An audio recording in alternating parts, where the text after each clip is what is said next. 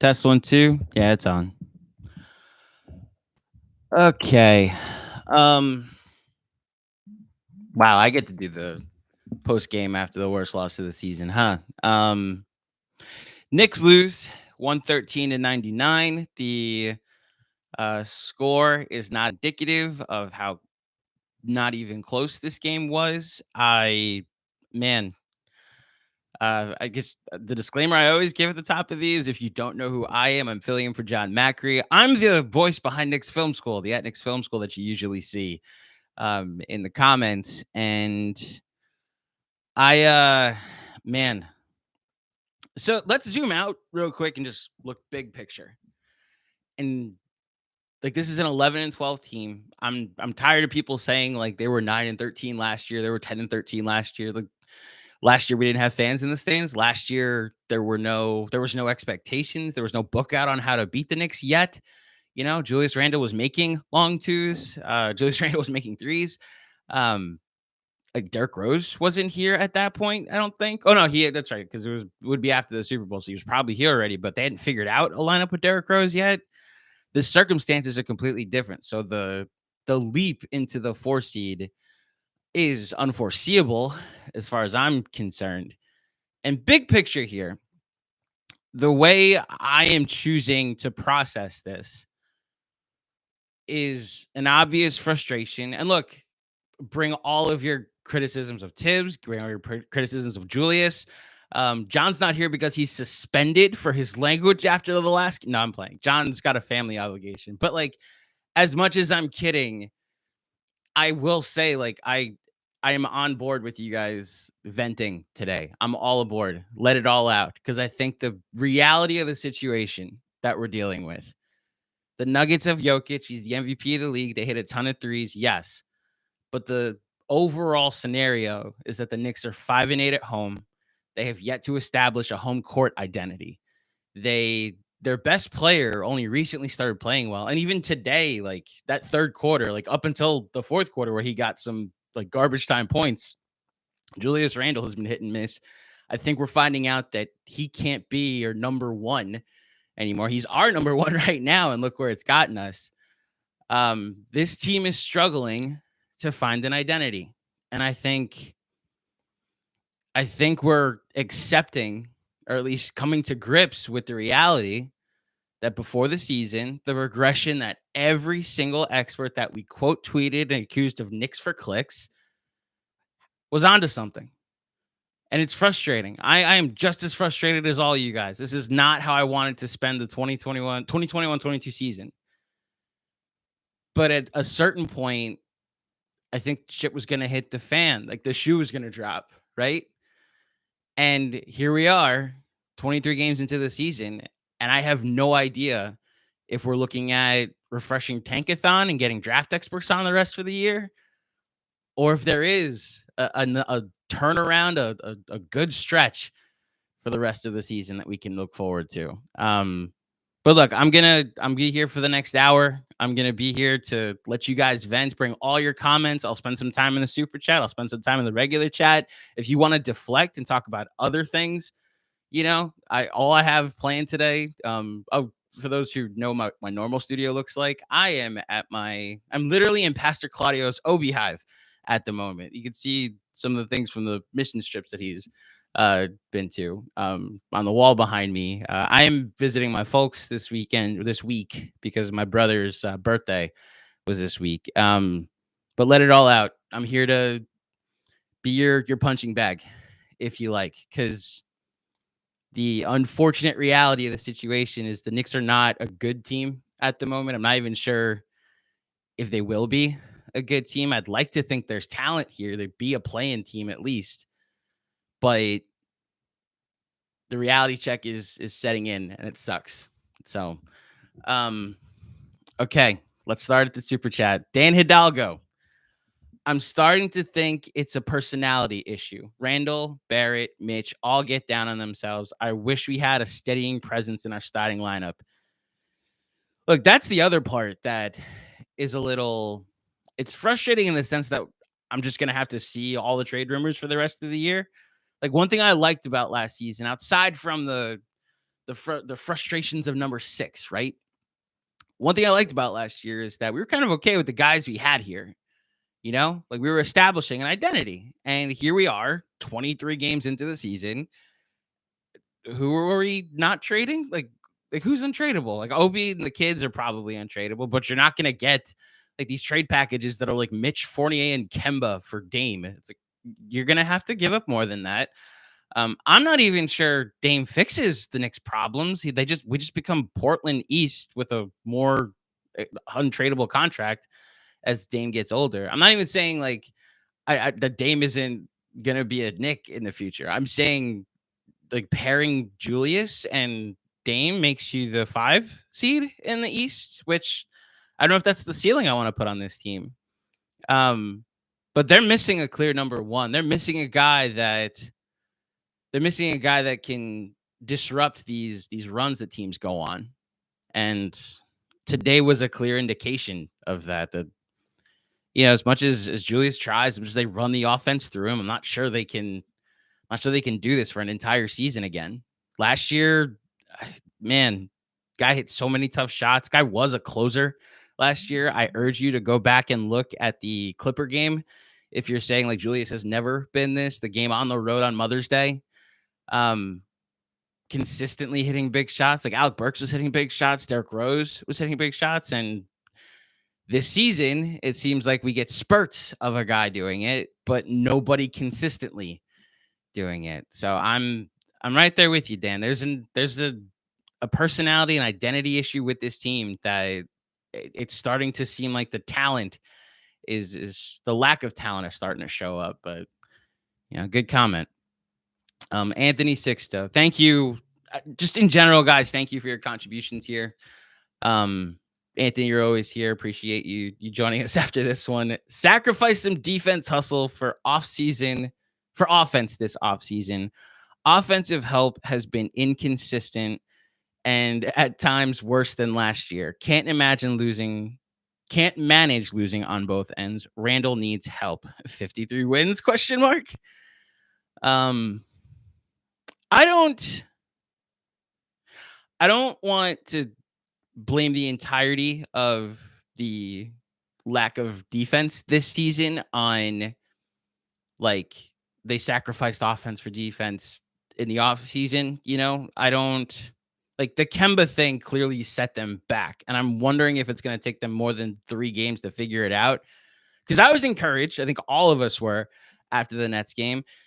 And after the Bulls game, I was encouraged by the second half. I don't know how anybody would be encouraged by I can understand being somewhat encouraged by the game as a whole, that they fought back, that they came out flat. The Bulls came out with a clear game plan, and that the Knicks adjusted in the second half and came out with a game plan of their own. Like after 2 games where I was like, there's things to point to that are positive, fine. And now, the sky fell. I don't want to say that because of Reggie Bullock and Elfrid Payton that all of this has come down to earth. Because, like, I don't know, if Reggie Bullock's here and Randall's still not hitting long twos and RJ's shooting 30% from 3 and all of these other things that went right last year are still not going right, then they didn't upgrade enough. They counted on things that could have been anomalies last year happening again. Like I appreciate the Fournier contract. It's super tradable, and they just haven't figured out a way to make it work consistently. And you look at what they've gotten out of their point guard position, I think, and it's like 20 games of Kemba that I think was more bad than good, while acknowledging it wasn't all bad, like some people will say. And now they have a shooting guard / small forward playing point guard. Yeah, I think the gamble on Kemba is more what set them back, rather than the like philosophical sacrifice of defense for offense. But yeah, I'm concerned about both ends of the floor right now. If that's your comment, Anthony. Kevin Danishevsky, thank you as always, Kevin. 0-4 in games I've attended this year. So you officially can't go to Knicks games. That's the rules. I don't make them. I just enforce them. 0-4 in games I've attended this year. Weird thing about this one is that everyone had their moments despite the blowout. Had their positive moments? Oh, had their negative blow. Okay. Everyone had their moments despite the blowout. Inexcusable defense, especially from Randall, but also made shots. Play Grimes. Yeah, you've been on that bandwagon all season. Oh, so right under Kevin's comment, hi room Claudio. Hi dad, he's literally in the other room. Thank you for letting me use your office, and that's appreciate you, dad.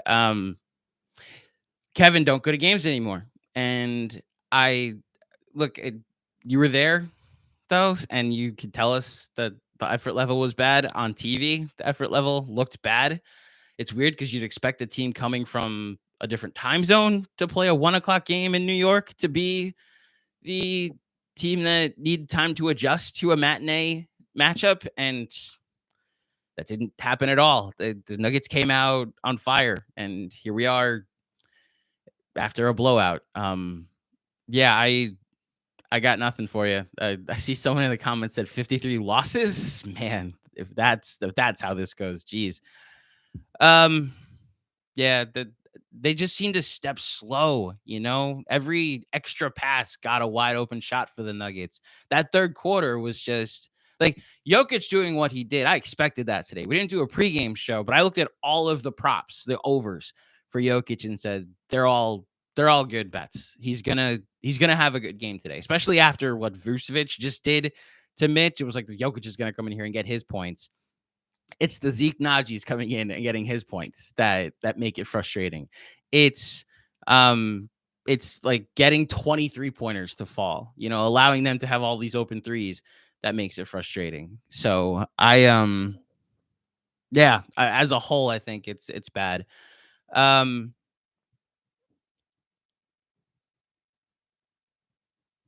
Okay. Dom Cappuccini, disgusted. Right there with you, Dom. I thought this was going to be close. Need to go at least 2-2 this upcoming week or big trouble. All I got today. Everyone have a good weekend. Yeah, you too, Dom. I encourage all of you to go do something feel good. Okay. If you want to, like, Alabama, Georgia is starting as soon as I get done with this live stream. Let's see. The Rangers play tonight. They're playing really well this season. I could give you some movie recommendations. Shameless plug. I host a movie podcast. It's called Final Review. Yeah, I don't blame you if after something like this you're frustrated and this is just not how you want to spend your time watching your favorite team get, you know, their shit kicked in. Sorry, Dad. Yeah, this is not acceptable, and I'm hoping Tibbs, I'm hoping the front office, I'm hoping the guys in that locker room don't accept this. Come out and show us something this next week, you know. Prototype NC. At this point, let's see what Deuce and Luke can do. What could hurt at this point? Try something new at least. I'm with you about shaking things up, but like they just did that. Their point guard that they acquired in the offseason that we had all this pomp and circumstance for, they just benched him. So they're in game 3 after that benching. I think that's the shakeup that you're going to get to see. As weird as it sounds, I was actually a fan of Tibbs bringing Randall back in down 28 to play him next to Obi. I want to see what those lineups look like. And look, for all the victory lap that John took earlier in the season about Obi's production and being the monster that he saw that he was going to be, Jeremy and I are still right about how often he was going to play. And that's at fault to Tibbs that he can't find more opportunities for him. And it's also like poor roster construction because you put 3 centers ahead of him on the lineup, and your best center, maybe not defensively, but athletically, might be your backup power forward. So I'm hoping there is a world where, you know, more opportunities for that in not blowout situations are available. But yeah, I'm as far as Deuce and Luca, they look great. They're playing against guys that may not be playing a version of professional basketball in a couple of years, but I hear you. Shake it up. I'm not against trying something radical at this point. This team, this team has no identity, which is the most frustrating part about this season, I think. Oh, I see what John's talking about with when the chat scrolls down on him. Yeah, it's frustrating. Hush Zoo, thank you as always for your contribution in the super chat. Randall picks and chooses when he wants to put in effort. Good to know it won't take a lot of money to extend RJ and Mitch. Fire up the tank, Tibbs. Bring Banchero home. Man, it's an overreaction, but it's a fair one. Like, are we looking at the 12th best team in the East at the moment? Are we looking at a lottery team? Did this go from the 3 seed and hashtag 53 wins to refreshing tankathon every day? That's how bad things look today. And look, the Nuggets, they have the MVP. They have Jokic. They signed 2 guys from their G League team last week because they needed to field a roster. Michael Porter Jr. is out for a while. But Jamal Murray hasn't played since last year. And you just got your teeth kicked in at home against them. This is not... There's really no excuse for lose today, fine. Like, losses happened in the margins, but don't get blown out at home. So any reaction like that this is a lottery team all of a sudden, I get it. It's fair. That's all I got. This is not a good basketball team at the moment. Can they be one? We'll see. I'd like to think that last year wasn't all a mirage. But at the moment, they're not playing like a team remotely close to hosting a playoff series, playing in a playoff series, winning a play-in game. This is bad. It's plain and simple. This is bad. Drew P. Can't defend the bench. Blown out without Jokic in. The plus minuses will also indicate that they're blown out without Jokic in. The frustrating part about the bench holding them any accountable. And look, I will say this. They also just went through a shakeup of Alec Burks being taken out of that. I have no idea how much of a role that plays in any poor play from the bench. But I will say, they've been the one good thing consistently this season, so I don't give them a pass for today. I just personally wonder if they're also going to need some time to adjust. And look, we didn't talk about it much at the top. Alec Burks was, let me pull it up. Alec Burks was 2 of 6, and then 2 of 3 from 3. He had 11 points, 5 of 6 at the line, a -10 overall, only 1 rebound and no assists. Not exactly what you want for your point guard. The guys played close to 40 minutes each of the last 3 games. I wonder if fatigue is setting in a little bit, which, you can imagine from a guy that's never consistently played this amount of minutes, that's going to happen. I do wonder, I wouldn't put it past them to do another radical change and put Rose in the starting 5, but I know Rose doesn't want to be in the starting 5. He wants to come off the bench. And I wonder if they would put Quickly out there, but I don't know.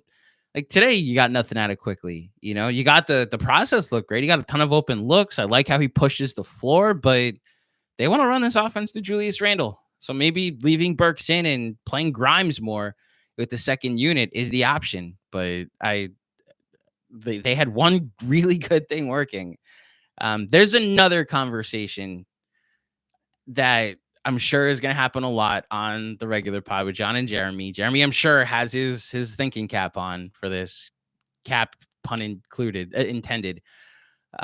There's clearly a trade that's going to have to be made. And I don't know who they're going to go target to bring somebody in.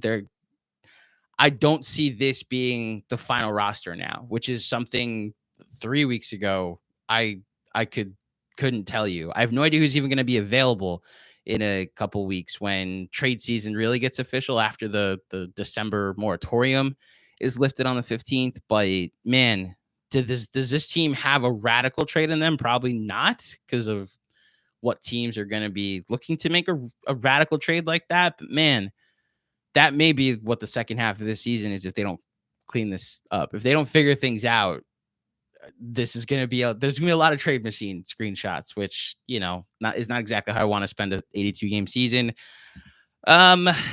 Next up, thank you everybody for joining today. I know today sucks, but we've got 210 people in here, and I appreciate it. The Neil's Next Door, I think I'm up to. The Neil's Next Door. At this point, we just need to point a real point. Okay, let me reread this. At this point, we just need to point a real point guard into the starting lineup. I don't want Rose to start, but I didn't see your question until now. I think I just answered it. But he might have to. But overall, we will be fine. A measured, optimistic approach. I appreciate that, the Neil's Next Door. I hope they're fine. I hope you're not the everything is fine dog. But we'll see. I think, man, I'm hoping that this was just so like the Nuggets just had their worst loss of the season. They lost to Orlando, right? And then today they came out rejuvenated. There's my spin, is that the Knicks just had their worst loss of the season, probably the worst loss non-playoff related of the Tibbs era.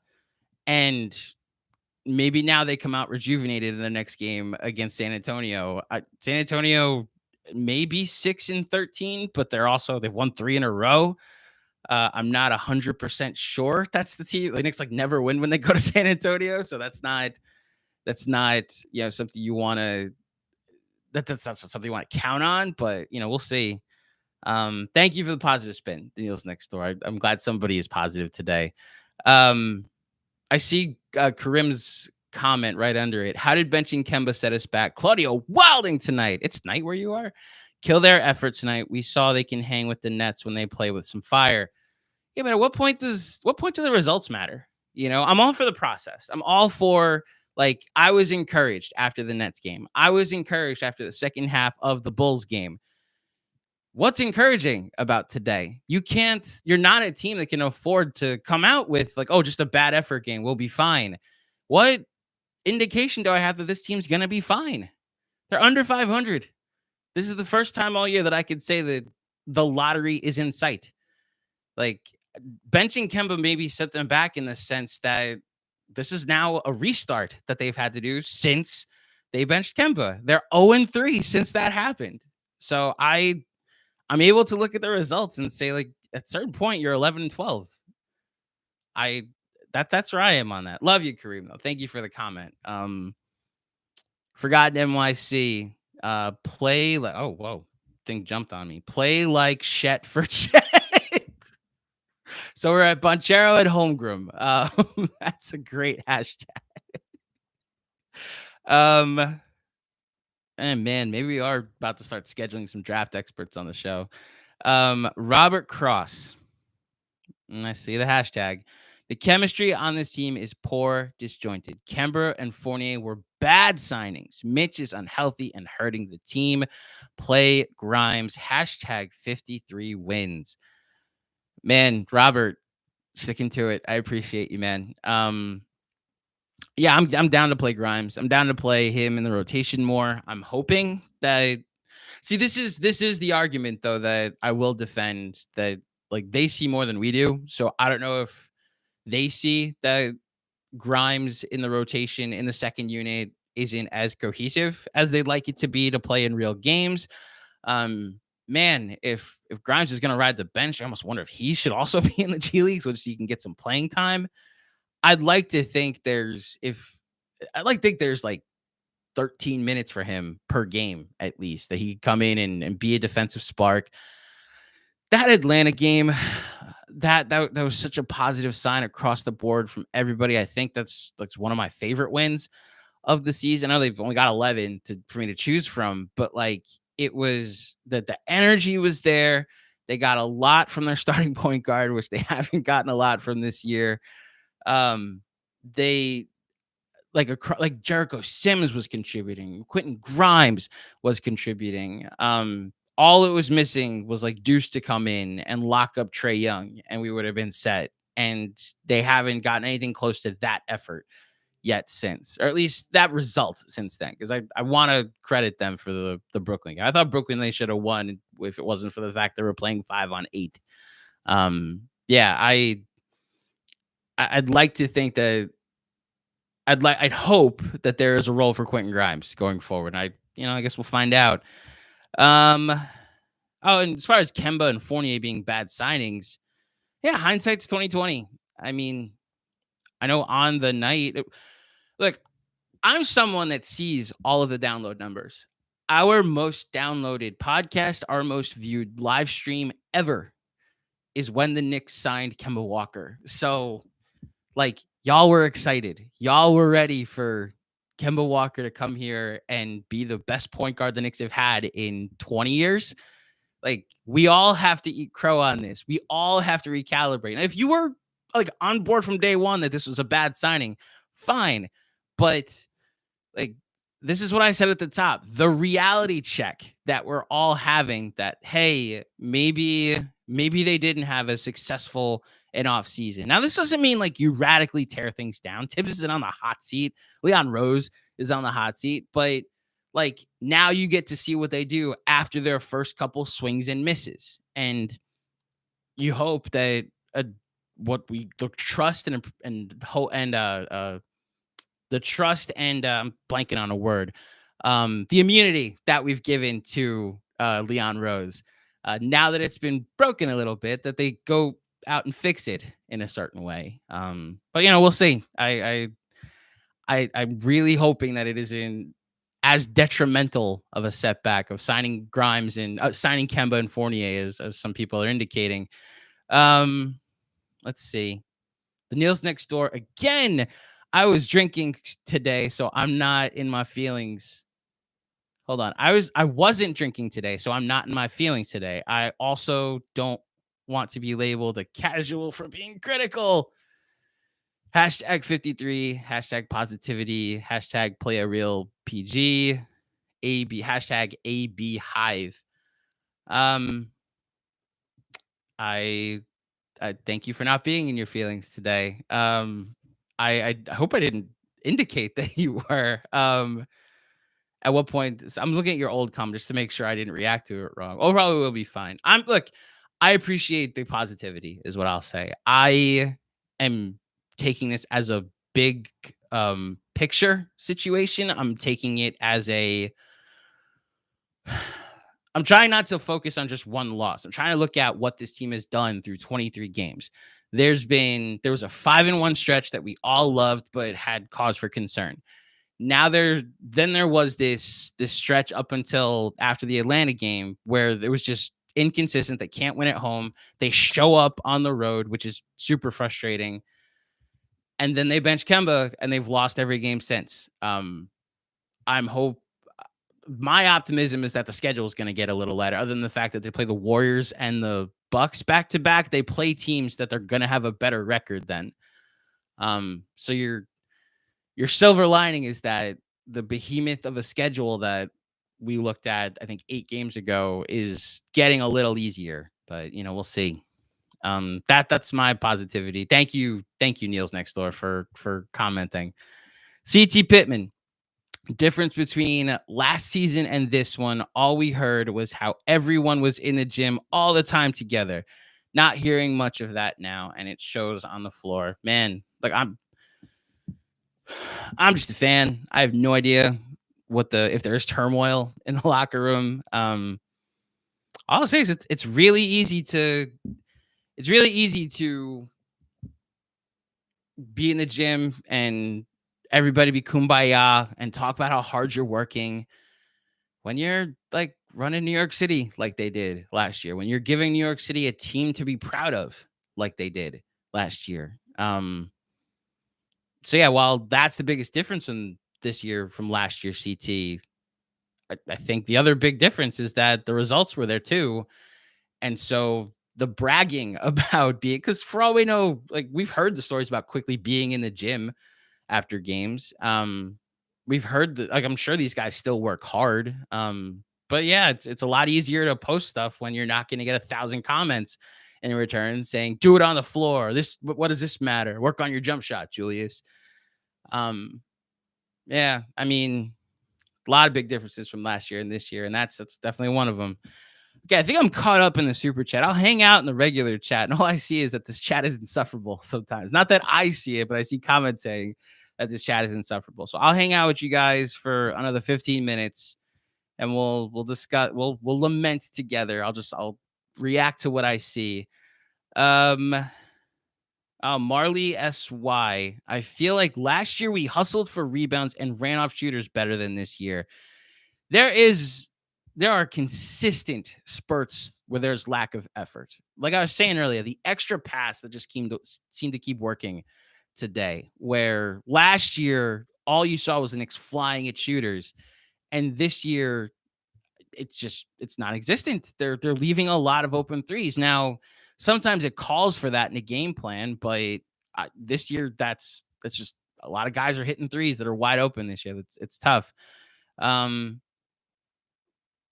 Let's see. Robert Bowie, we can still swing a trade with those re-signings at Dom. I guess you and Dom are talking since they're short. So that's what I will say. Since they're all short-term deals done by Leon Rode, like there's no untradeable contract on the roster. Yes, not even Julius Randle. There's no untradeable thing if the Knicks wanted to do something radical here.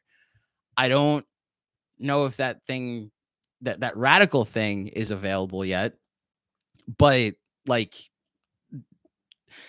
we're not stuck. There's not a no man's land that this is what the team's going to be for the next couple of years. I do think they've committed to Julius. I do think Julius is going to be part of the solution with the Knicks rather than, I don't want to say he's part of the problem because I'm not there yet. But I do think that they're going to try and figure it out with Julius Randle as their number two. I do think a number one is eventually come. But yeah, I'm hoping that the short-term deals that Leon Rose and Brock Aller have signed, that they've set them up this way because they know that there's a flexibility of pulling the plug if they have to. Okay. Tibbs hasn't spoken after the game. It's been 30 minutes. I wonder what is going on.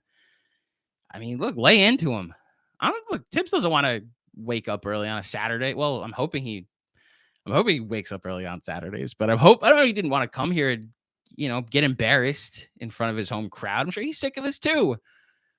Like, I'm not here to defend Tibbs. I do think sometimes like the overreaction to things that worked last year when it's personnel that I think has been a bigger issue than style of play. I think that's my bigger frustration. Like when everybody was saying for the first 15 games, like you got to switch up the starting five. It's like the bench unit's the best like 5-man unit in the league. I'm not sure I want to break that up. I want the starting lineup to figure it out. And the argument should be to play the bench more is what I'd say. Like extend it more in the second quarter. Tom Romano, Tibbs is punching fire extinguishers. Yeah, I hope. Well, no, I hope not, because this is we know what happens when you punch fire extinguishers. We have a firsthand experience with that. Why are people asking about Zach Wilson? I have enough frustrations with the personnel of the Knicks at the moment. I'm not out on Zach Wilson. I will say that I'd like to see him look like the guy once, other than 1 second half against Tennessee. I promise if you guys want all Knicks talk, I'll get off this quick, and like, who cares about the New York Jets? I will say they have a lot of early picks. They went all offense in the early draft last year. I could see them going all defense next year and giving Rob Saleh some guys that he can actually put a top 5 defense. It's Carl Lawson signing will hopefully matter next year when he comes back and he's playing next to Quentin Grimes and Quentin Williams, similar names. Yeah, I'm not as dejected. But like, see, here's the other thing. I was saying this to a bunch of you that were at the watch party at the Garden. The Knicks are like the only team that I still, and like a hint of the Mets too. The Knicks are the only team where I get like physically bothered when they lose. They're the only team I'm still emotionally attached to in this way, where like my day can get ruined if they lose.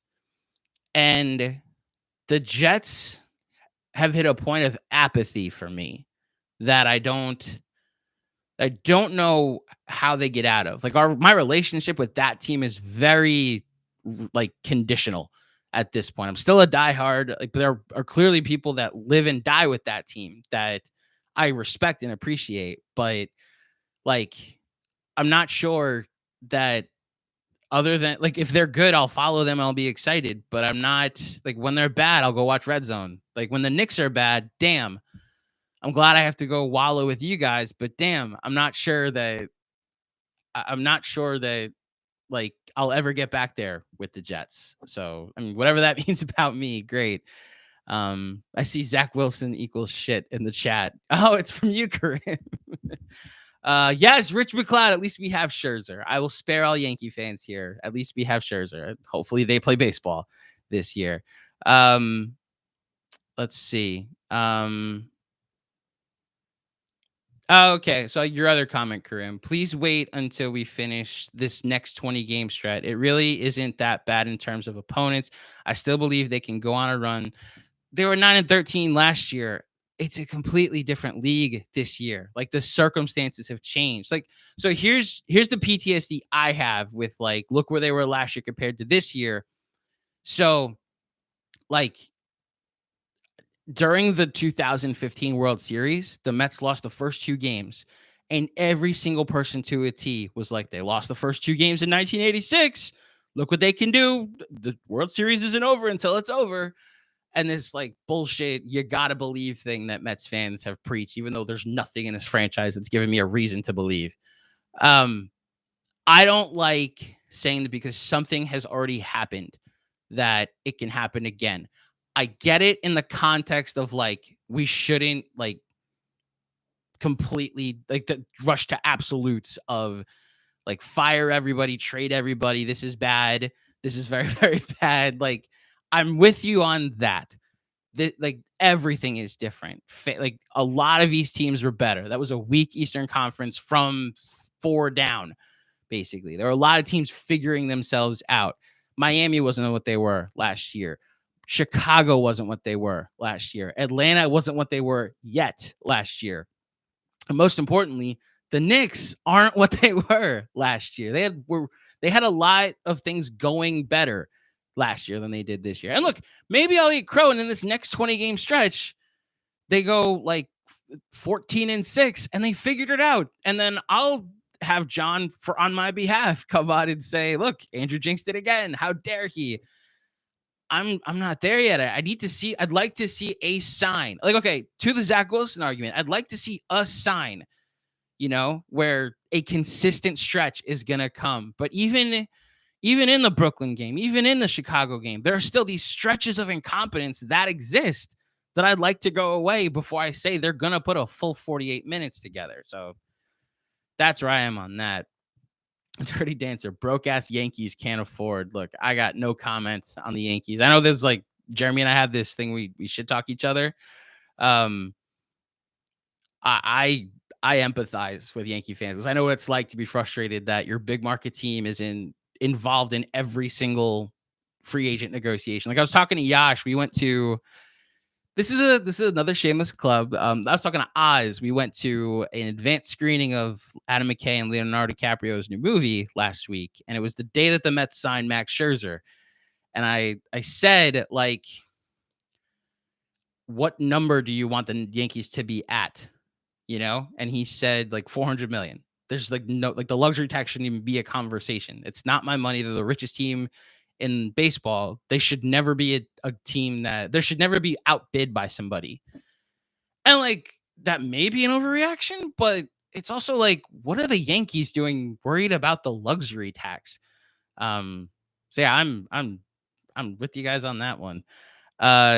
Who knew Macri was right with DeRozan train? Dirty Dancer. Yeah, that's the hindsight 2020 that sucks probably even more. That as much as we were deciding who we want in the off season, Like I will say, John also wanted Duncan Robinson, and until last night, Duncan Robinson has been anything but a $100 million player. But DeMar DeRozan has absolutely been. He's an MVP candidate at this point. On the Patreon, we just did our All NBA teams, and DeRozan is if he played guard, I'd probably say he's a first team All NBA guard. We might have to do some finagling and like squeeze him into guard, but like he's gonna make second team All NBA, second team All NBA forward. He's like right behind Giannis and Durant. Like that's how good DeRozan's been this year. And collectively, Knicks fans, to a T except one, didn't want him here. Hindsight is 2020, and hopefully one of these signs will work out in our favor. Like, I'm not out on Fournier, though. I will say that. Like, obviously, you'd rather have DeRozan, but like Fournier can be a solid role player on this team, and he can do the things that Reggie Bullock could, and he can also can't do some things that Reggie Bullock could that I think you can fix with some team defense, with some creative schemes. But yeah, the DeRozan should have been the guy, but we'll see. Rob Wakeman. Andrew, what are your thoughts on starting Obi at the 4 and Randall at the 5? Starting. So in this scenario, so like Mitch is out, Noel is out. So here's what I'll say. And this is probably against company line here, but this was always my frustration with Tibbs going into the during the offseason when all of this Obi and Randall will play together thing would be there, is that Tibbs likes a rim protector, a conventional rim protector like Taj, Noel, or Mitch. And I couldn't see him ever consistently going small. I don't think Tibbs is going to do it. I like it personally. I like the lineup when it's out there. More importantly, I think it's their most athletic lineup, because you can do Randall bringing the ball up is fine when he's pushing the ball. It's the ISO Melo stuff that frustrates. Look, I'm a Melo stan, and I even admit the ISO Melo stuff didn't always work when it's like in the second quarter. End of games, everybody goes ISO. So I get it. But like when Randall's just like taking 20 dribbles and then deciding to make a play, that's not his game this year. I don't necessarily think that like Obi next to Randall isn't something you can't play, you can't start. I just don't think it's not even something that's part of my consideration, is where I'll land on this. I don't think Tibbs will ever do it. And it doesn't mean you get rid of Tibbs. It doesn't mean like he's a bad coach. I just think it's something that for play style, you have to be realistic about. Should we see more of it? Maybe this is what they do in the second quarter, or to fix the third quarter problem. If they're off to a bad start, you put in not D Rose, but Obi and D Rose, and try to go small with some teams. But like, would going small have like stopped Jokic from like doing what he did today? Like, that's the other issue, is that like we've seen Obi be a fine rim protector. We've seen his defense be much better than advertised. I gotta say, like, I'm not 100% sure Obi and Randall starting fixes things, but we'll see. Tom Romano, I agree. Like, Tibbs is not what's wrong with us. I want to make that clear. I'm not saying like Tibbs is the problem. I'm just saying, if that's what you want, like Blood of the Panther, where are you? Are you still here? If you're not, I apologize, I missed it. Like, guys in here every night, like since last year, free Obi, free like Obi's Avengers, and like, if that's what you're here to watch, this is not the coach for you. And I understand your frustration. I don't agree with it, but I understand it. I think you're looking at the Knicks are going to need a center for the majority of the time to be your conventional rim protector. They will not consistently, more times than they don't, go to that small land. There he is. Blood of the Panther. They will not go small enough to be like, this is their team. I think it's like a breaking case of emergency thing for Tibbs, where he has to go out of his comfort zone and use it then. But yeah, we'll see.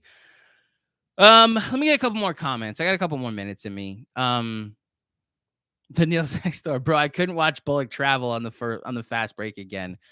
Look, Reggie Bullock is a catch and shoot player that plays solid defense. That is what Reggie Bullock is. And look, we got on him for what happened in the playoffs last year because Trae Young and the Hawks came in and it felt like they were doing everything they wanted on offense.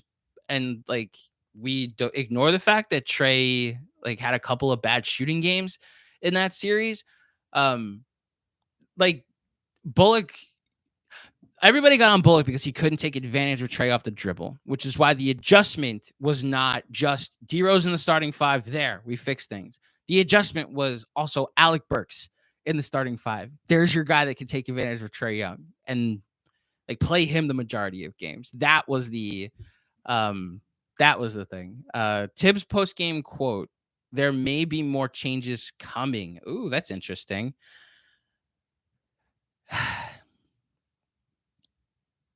Man, I just also saw a trade Randall pop up in the chat. So I will say the last thing, and this is recklessly speculative. I have wondered, like would they trade Randall? I it's a 1%, and then I go, no, of course they wouldn't. But I don't know if a team says, I'm not even going down this road. They're not trading Julius Randle. I hate to say it, guys. The actual trade they would do is like, hey, look, we have this blue chip in Obi Toppin. It allows you to keep Rose. It allows you to keep Quickly. Allows you to keep RJ. Well, I haven't even talked about RJ. RJ's this season from hell for all the RJ Barrett squad, that the RJ Barrett stand squad, that he's been bad. He's coming off being sick, so I'm not like too upset with today, but it's like, how many more 1 for 7s from 3 are we going to have to see? So we'll see. Okay. So I guess we'll see. I'm going the Neil's next door. I'm going to be in the starting lineup. Dirty Dancer, like what? Fucking Knox. That'd be funny if that's the change that happens. Kevin Knox gets put into the rotation. And then Tom, like, yeah, you nailed it. Randall isn't playing up to the value of getting traded. I don't think.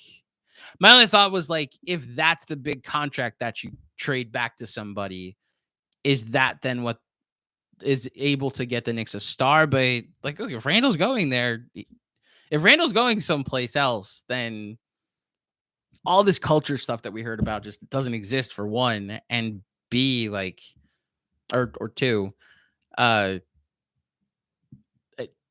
no, it's just not happening. I can't even, like, in the same way that I'm not entertaining Obi trades, Obi and Randall together. I'm not, I'm not entertaining Julius Randall trades. So we'll just move on from that.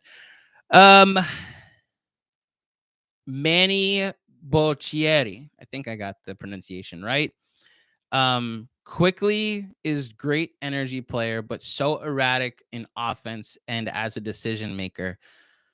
When he's cold, but you gotta play him.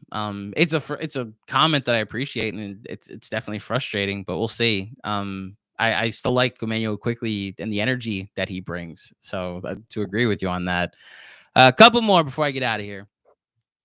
More lineup changes are coming. All right, so that's the general tone. More lineup changes are coming. Matt Smith, early this year, Macri said we were going to have to give RJ 150 in a newsletter. Wonder what he projects for the contracts now. So thank you, Matt. You just gave me a question to put in tomorrow's podcast rundown. We will get our highest capologists on that question and decide if maybe the price has changed. I don't know if, like, basketball is weird in that it's not like baseball where you just have a bidding war. There are specific market value things that come into play that change things. So I or determine things, and that's what's going to determine what RJ gets. So that's where I'm not sure if like the number changes, but if you want to give him that number is the better conversation. Another super chat. Robert Bui. Maybe I'm too nostalgic, but in 2011, 12, what'd I tell you? 2011-12, we were 8-15, and now at 11-12, and right after that, we had Linsanity. Maybe we get something like that magical stretch to save the season. I'll just say this. I'm less nostalgic about Linsanity as people are. I looked at Linsanity a lot like Linsanity happened right after Tim Tebow.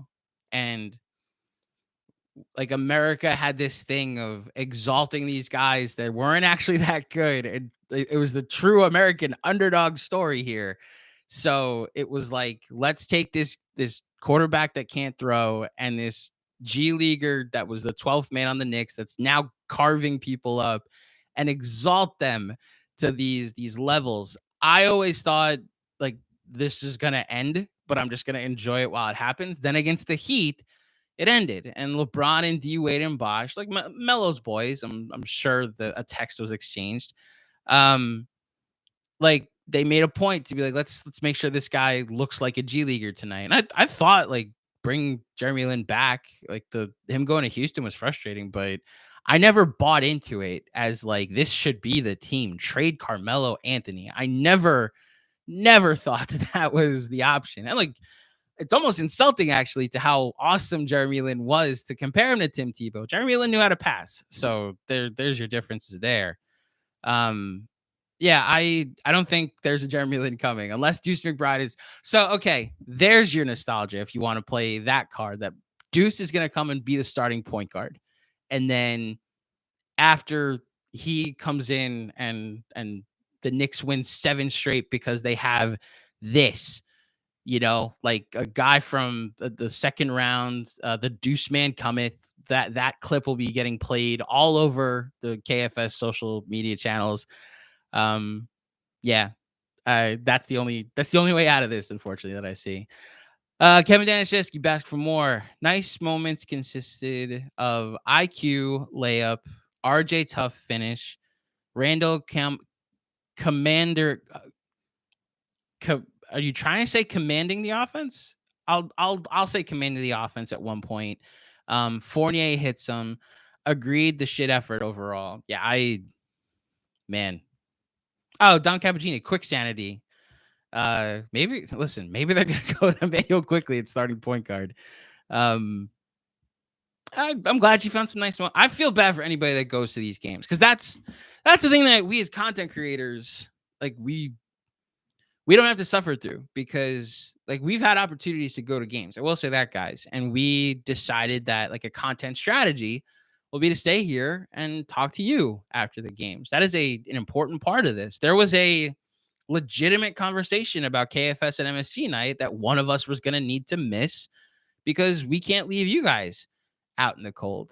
And we decided to go because it was the Magic and we figured like we'll just do it from the game. And then logistically we were like, okay, just somebody get on the train ASAP after and we'll do a post game after, like to celebrate.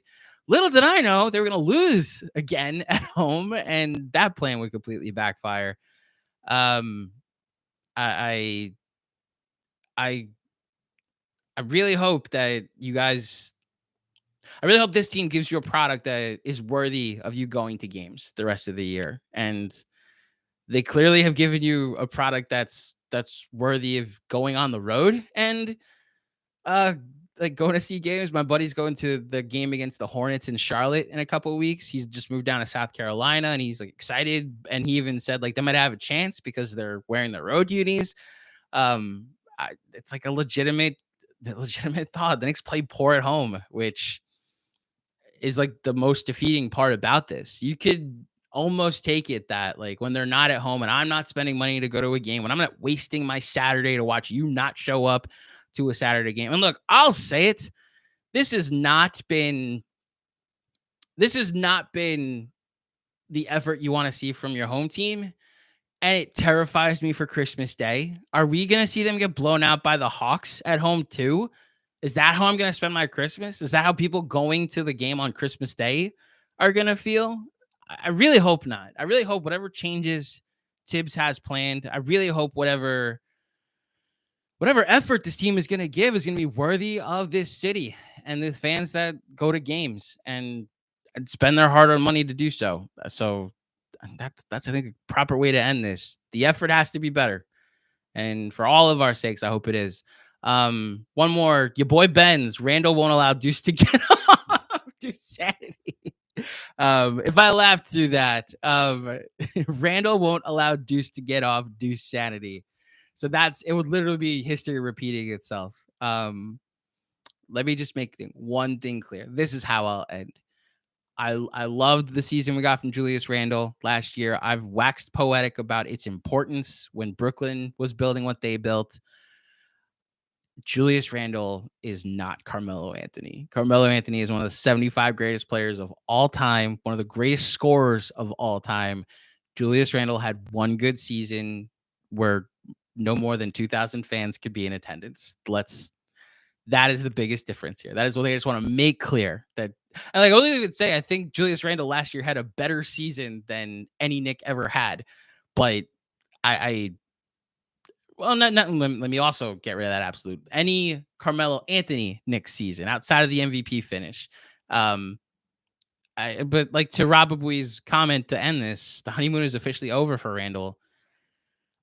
I'm not there yet because I think he's earned the chance to figure it out. But man, at a certain point, results are going to have to show, man. And these jogging back up with your head down because you didn't get a call moments and then like layups happen.